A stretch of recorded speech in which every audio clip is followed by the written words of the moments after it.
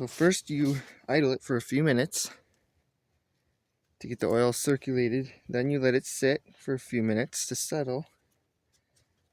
Then when the panel would normally be here, you'd open the little flap, unscrew the dipstick,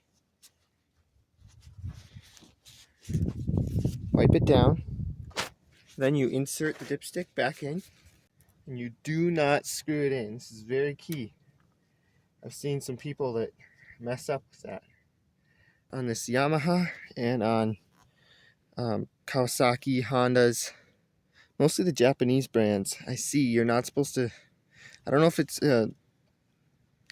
like a general across all equipment from Japanese, but I have seen it's more often than not you don't screw it in. So, and that's specifically in the manual. It says do not screw it in. So you just set it on the threads like that, pull it out, and inspect your level. The level needs to be between right here and right there. That's the max, and that's the minimum, and it's right there in the middle, so we're good.